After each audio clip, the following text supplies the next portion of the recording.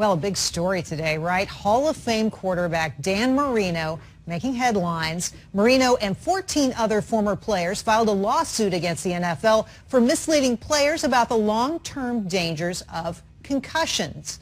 The ranks of plaintiffs against the NFL are growing, upwards of 4,000, but now a source telling the Sun-Sentinel Marino is withdrawing from the suit altogether. NFL agent Eugene Lee, president of ETL Associates, joins me now with the latest. Eugene, welcome back to the show. Good to see you. Thanks for having me, Jerry. Here's what I don't understand about this. Dan Marino was a quarterback.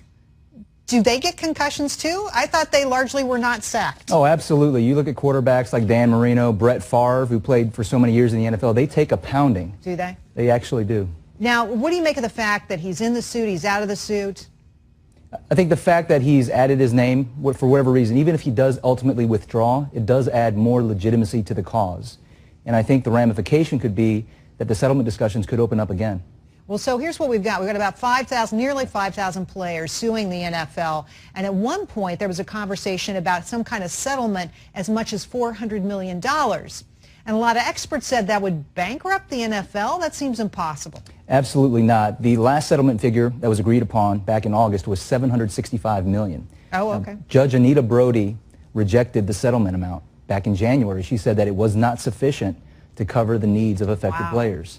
So the NFL makes something like, what, $6 billion a year? It's a drop in the bucket. It's a drop in the bucket for the NFL. 0.5% of their annual revenues. That is what the settlement amounts to. What should happen here in your view? I mean, you represent players, so I assume you would represent their point of view in this.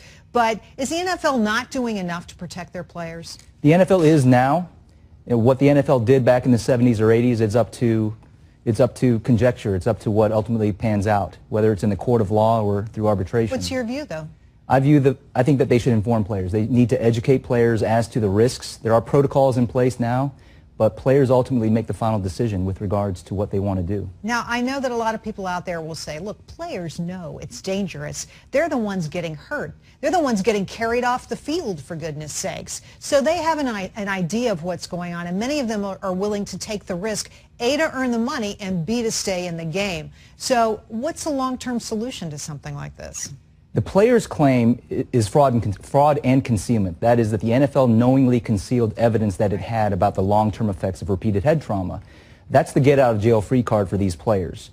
The class of players that was affected, they're saying that because there was fraud involved, there was concealment involved, the CBA does not preempt these claims, and they can be brought in a court of law. And the fact that a settlement was reached shows me that the NFL does believe that there is some veracity to what they are claiming. Here's what they're claiming in the Marino suit: headaches, dizziness, loss of memory, dementia, depression, impulse control, impulsivity to anger, cognitive dysfunction, on it goes. And when you get to know these guys too, and I've met many of these folks who used to play and don't anymore, they have real physical issues and mental issues.